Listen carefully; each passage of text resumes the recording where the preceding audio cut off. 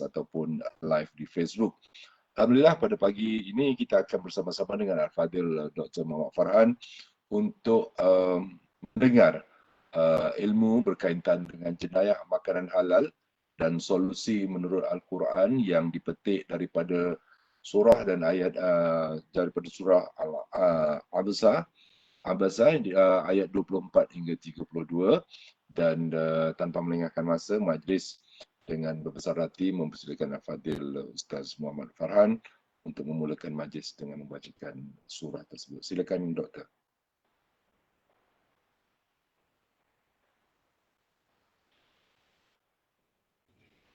Ya, Assalamualaikum warahmatullahi wabarakatuh. Assalamualaikum warahmatullahi wabarakatuh. Okay, bismillahirrahmanirrahim. Rabbi shrah li sadri wa yassir li amri wahlul 'uqdatam min lisani yafqahu qawli. Jadi terima kasih untuk program pada pagi ini. Jadi mulakan dengan ayat yang saya pilih, iaitu ayat 24 hingga 32 surah Abasa. Bismillahirrahmanirrahim.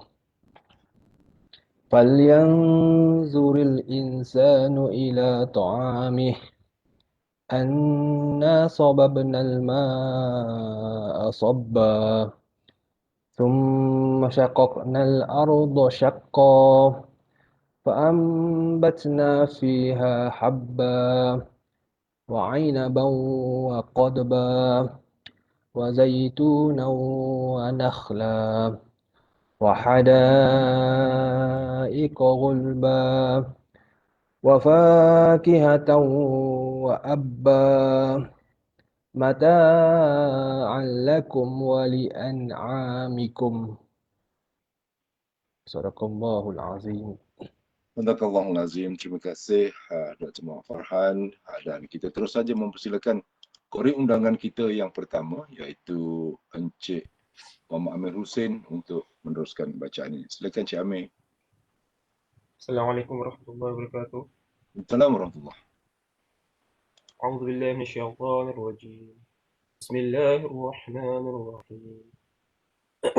Falyanzuril insanu ila ta'amih anna sababna al-ma'a sabba thumma shaqqaqna al-arda shaqqa فأنبتنا فيها حبا وعنبا وقضبا وزيتونا ونخلا وحدائق غلبا وفاكهة وأبا متاعا لكم ولأنعامكم.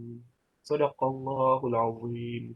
Sadaqallahul azim. Terima kasih kepada kori undangan kita yang pertama, Encik Amir, dan kita persilakan kori undangan yang kedua, Tuan Haji Said Alwi Said Sulaiman. Silakan. Bismillahirrahmanirrahim. Bismillahirrahmanirrahim. فلينظر الإنسان إلى طعامه أنا صببنا الماء صبا ثم شققنا الأرض شقا فأنبتنا فيها حبا وعنبا وقضبا وزيتونا ونخلا وحدائق غلبا وفاكهة وأبا متاعا لكم ولأنعامكم. صدق الله العظيم. Sadaqallahul azim. Terima kasih kepada Tuan Haji Said. Kita persilakan saja kori undangan kita yang lama tak menjelma, lama tak muncul, sahabat saya Encik Zainal Abidin Tukiman. Silakan Kang Zainal.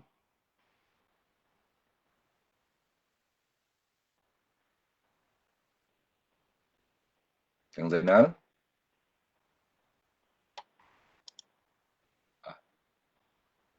Betul-betul tak muncul ni. Kang Zainal tak ada rasanya. Kalau ada, dia dah sambut salam saya tu. Mungkin ada masalah. Tak apalah tuan-tuan dan puan-puan. Terima kasih kepada Tuan Haji Said dan juga sahabat saya Encik Amir untuk bacaan ayat tadi, dan saya akan membacakan terjemahan surah Al-Abasa ini daripada ayat 24 sampai ayat 32 insya-Allah. Bismillahirrahmanirrahim. Kalaulah ia tidak memikirkan asal dan kesudahan dirinya, maka hendaklah manusia melihat kepada makanannya, yakni bagaimana kami mentakdirkannya. Sesungguhnya kami telah mencurahkan hujan dengan curahan yang menakjubkan. Kemudian kami belahkan bumi dengan belahan yang sesuai dengan tumbuh-tumbuhan. Lalu kami tumbuhkan pada bumi biji-bijian dan anggur serta sayur-sayuran dan zaitun serta pohon kurma dan taman-taman yang menghijau subur dan berbagai buah-buahan serta bermacam-macam rumput untuk kegunaan kamu dan binatang-binatang ternakan kamu. Sadaqallahul Azim. Jadi demikian tadi terjemahan ayat-ayat 24 hingga 32 dari surah Al-Abasa, dan tanpa melengahkan masa, majlis menyerahkan majlis perkongsian majlis program Kerjaan Sri ke-40 ini kepada Al-Fadhil Dr. Muhammad Farhan untuk mengulas dengan lebih lanjut dengan tajuk yang telah pun diberikan oleh beliau, iaitu jenayah makanan halal solusi menurut Al-Quran. Silakan Al-Fadhil Doktor.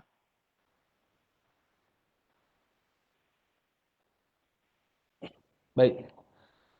Terima kasih kepada Cik Jais. Alhamdulillah, sama-sama. Okey, kita merujuk kepada ayat surah Abasa ayat 24 hingga 32. Tapi apa yang saya gunakan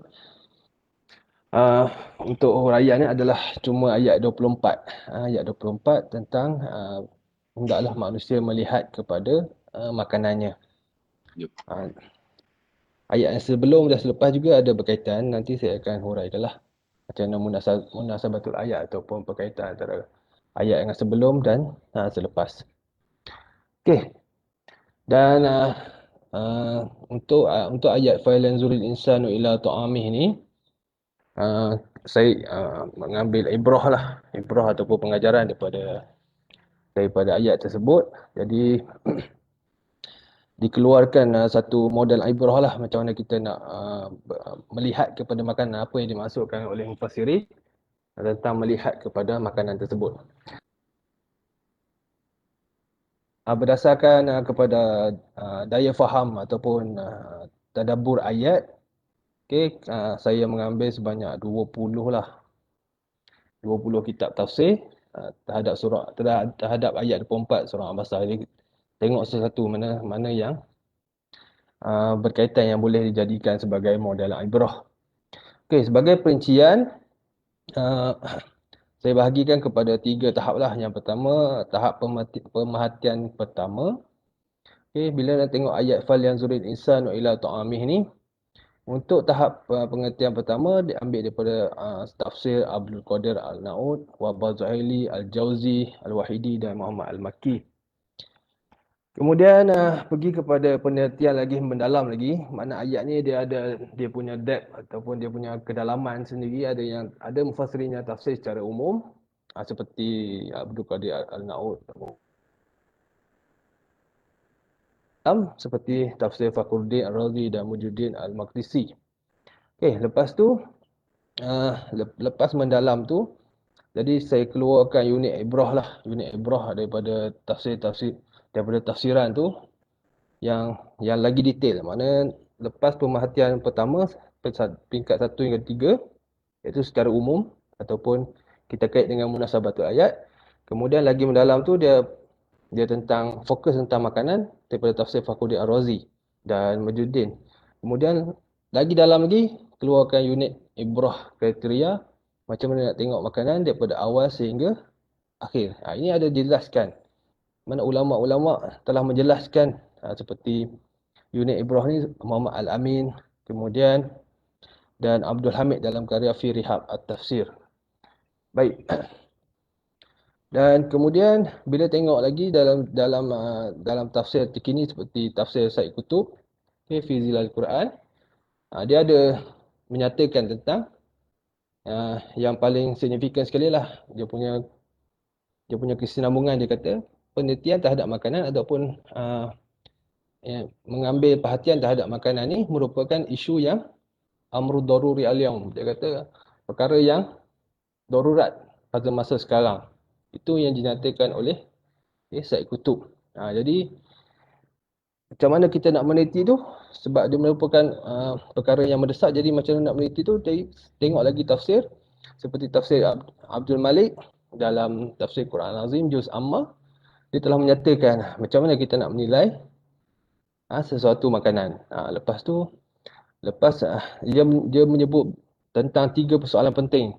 Macam mana dia nak nak menilai tentang satu-satu makanan. Jadi benda itulah yang jadi saya punya soalan untuk kita mengambil ataupun untuk kita buat penilaian awal terhadap satu-satu isu terkait dengan makanan. Termasuklah isu jenayah makanan itu sendiri. Jadi jika melepasi persoalan yang dinyatakan oleh Abdul Malik, barulah boleh merujuk kepada unit kriteria ibrah yang lebih detail. Mana daripada awal sampailah akhir. Jadi kena tengok dulu lah macam mana persoalan yang dinyatakan oleh Abdul Malik. Baik, ini bentuk kriteria yang telah dibangunkan. Dia ikut decision tree lah. Dia ikut decision tree. Sebab biasa saya buat, biasa ni ambil daripada, biasa buat yang daripada tesis kan kita buat daripada decision tree HACCP. Jadi saya ambil lah sikit cara decision tree HACCP tu, jadikanlah cara nak ibrah daripada ayat 24 surah Abasa. Jadi saya tunjukkan di atas ni dia berkaitan dengan ayat, hendaklah kamu melihat kepada makanannya. Jadi seperti yang saya nyatakan tadi, pemerhatian awal ni adalah berkaitan dengan ayat munasabatul ayat yang sebelum, makna pemerhatian satu sebelum, dan pemerhatian ketiga ni ayat selepas. Makna ayat sebelum ayat falyanzuri insa tu pemerhatian satu, dan selepas ayat falyanzuri insa tu pemerhatian tiga. Jadi tengah-tengah tu tentang ayat lah. Jadi seperti yang pemerhatian satu daripada tafsir An-Na'ud dan sebagai wabah zahiri tadi, diciptalah pemerhatian secara umum, yakni penciptaan manusia. Ayat tersebut adalah berkaitan dengan penciptaan manusia dan disempurnakan ketetapan takdirnya.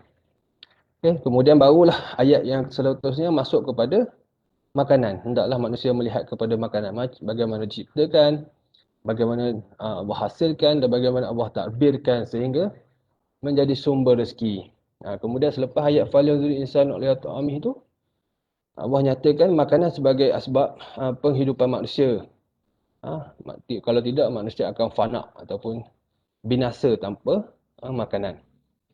Kemudian kalau tengok yang seterusnya adalah penelitian mendalam yang seperti yang ambil daripada tafsir Fakhruddin Ar-Razi. Itu satu benda yang menarik lah.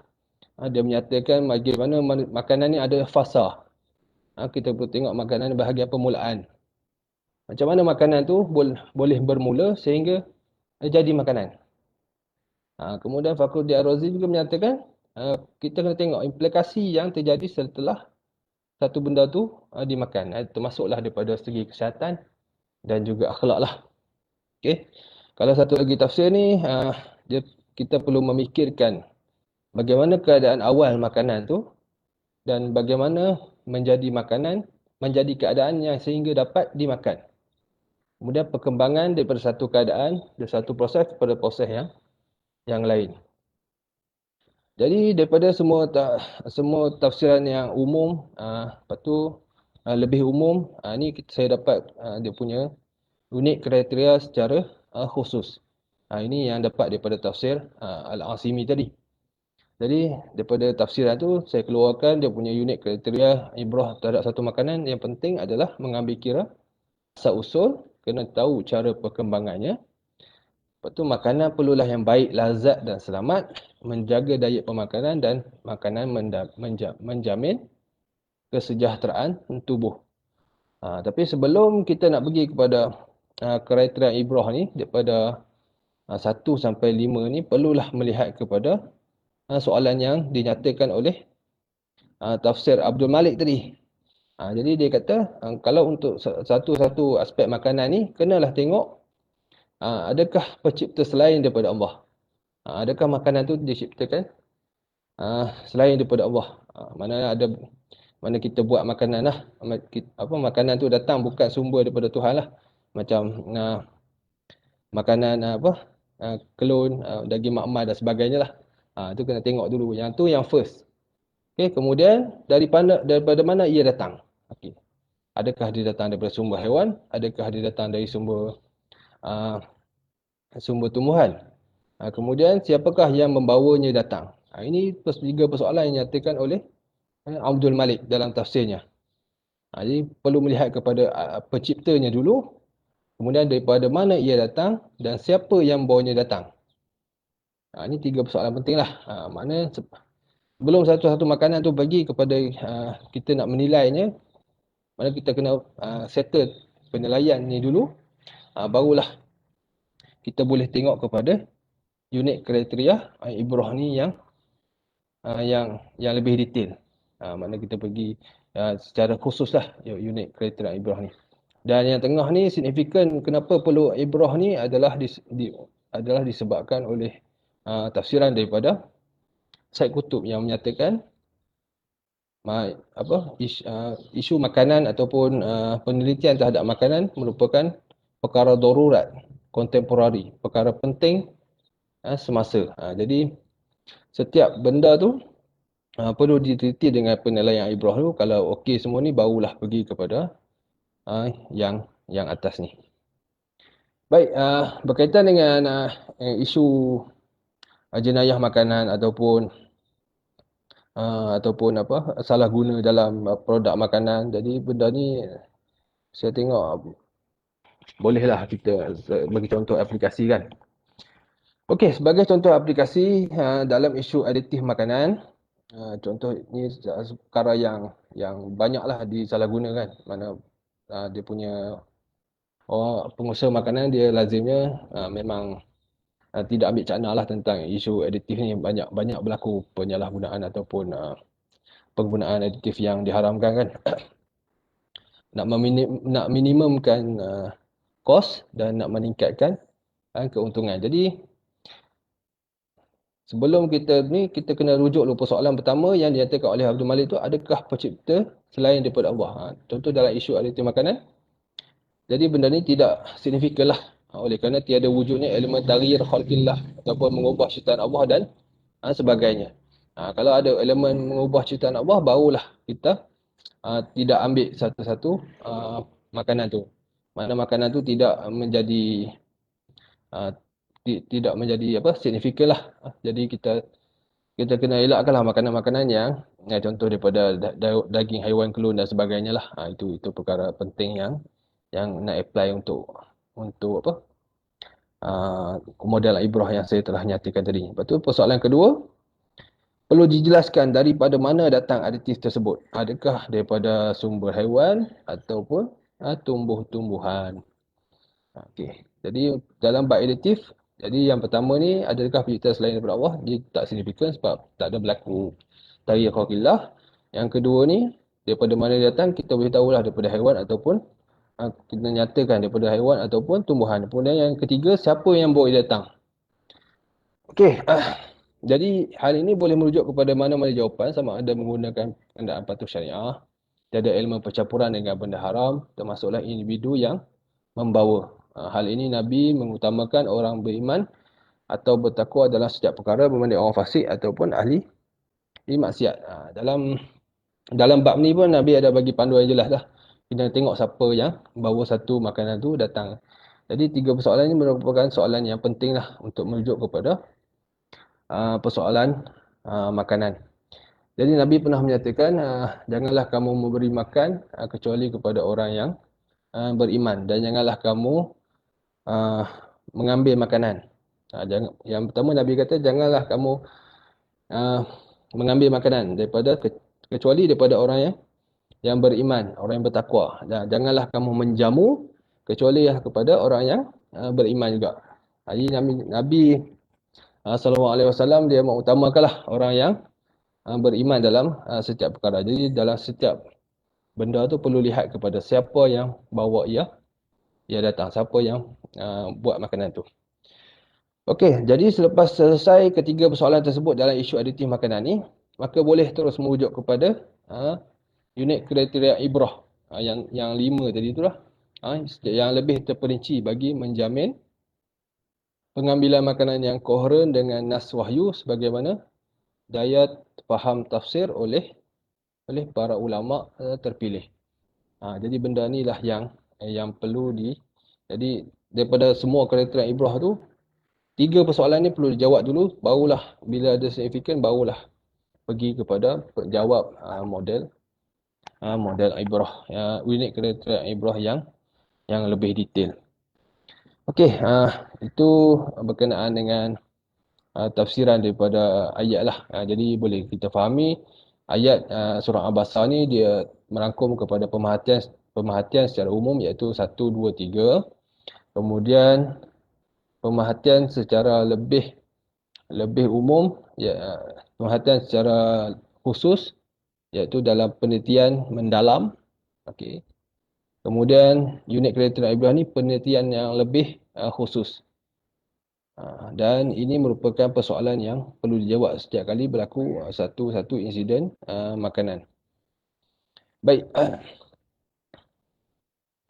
Okey, ini contoh identiti makanan. Ada banyak lagi yang boleh kita kaitkan dengan tafsiran daripada ulama ni. Mungkin kawan-kawan ataupun senior-senior boleh aplikasi dalam ataupun boleh guna dalam isu-isu yang lain, termasuklah isu katil daging kan. Macam mana berlakunya masalah daripada orang yang bawa datang tu. Kemudian masalah daripada sumber ia datang tu. Maknanya dia datang daripada sumber yang diragui daripada negara-negara yang tak ada sertifikat yang jelas. Kemudian siapa yang bawa datang tu itu juga satu masalah kerana terdapat unsur salah guna kuasa rasuah dan sebagainya lah. Baik. Okey, jadi berdasarkan tafsiran ayat tersebut, mana penelitian ataupun ibrah daripada ayat surah Abasa ni memang terlalu banyak lah. Terlalu banyak dan kita boleh dalami secara lebih mendalam untuk dikaitkan dengan setiap isu lah. Termasuk dalam jenayah makanan halal pun, jadi benda-benda ni pun kita boleh tackle lagi lebih mendalam. Mungkin boleh kaitkan dengan rantai makanan. Contohnya daripada penghasilan bahan mentah ni sampailah ni pemprosesan, pembungkusan, ni mana dalam proses lah. Daripada penjualan siji halal sampai ke pelanggan ni, ini adalah di mana semua benda ni boleh dimanipulasi oleh penjenayah makanan. Jadi benda-benda ni perlu diambil perhatian lah. Contoh kita ambil secara umum penelitian terhadap surah Abasa tadi, kita boleh tengok. Allah suruh kita teliti makanan kita daripada mana ia datang. Jadi benda-benda ni lah yang perlu diteliti oleh setiap umat Islam, terutama sekali pengusaha, sebab dialah yang mengambil tanggungjawab untuk memasarkan ataupun membekalkan produk yang halal lagi baik kepada umat Islam. Jadi dari situlah itulah sekadar pengkongsian daripada saya berkaitan dengan ayat surah Abasa ayat 24 sehingga 32. Okey, saya serah kembali kepada Cik Dais.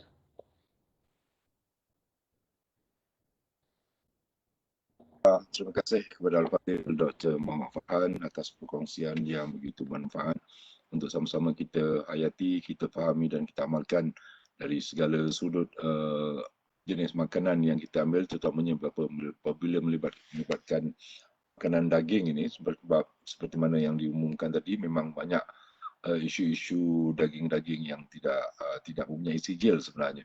Jadi supaya benda ini dapat berjalan dalam kehidupan kita sebagai satu usaha yang baik dalam memastikan segala makanan halal itu dapat kita benar-benar halal. Jadi informasi dalam program Quranian kali ini agak membantu dan semoga kita akan terus sentiasa berhati-hati dengan isu halal makanan.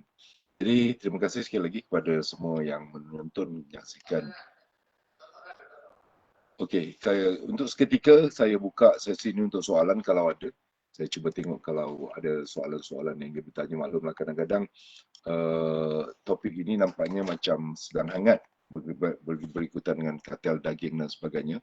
Kalau ada soalan, kita tengok sekejap di Facebook dan di ruangan chat kalau ada soalan. Sebentar saya tengok.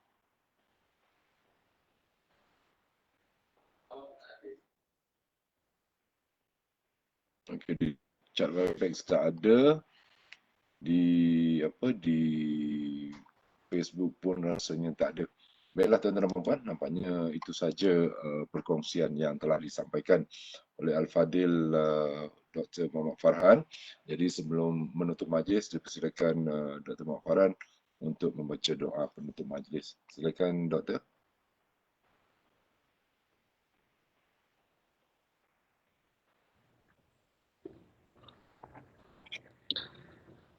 Okey, bismillahirrahmanirrahim.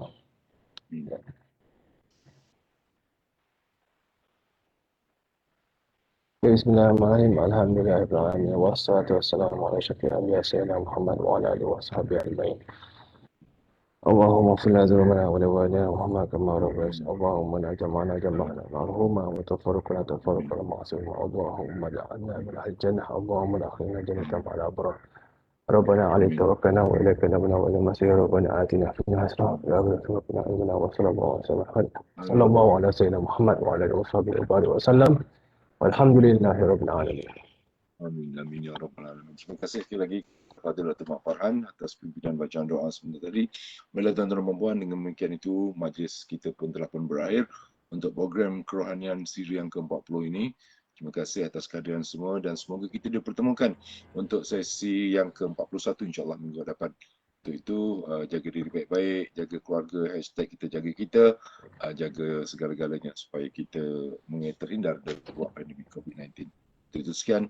Wabillahi taufiq wal hidayah. Assalamualaikum warahmatullahi wabarakatuh. Selamat pagi. Kita jumpa lagi insya-Allah. Assalamualaikum. Waalaikumsalam.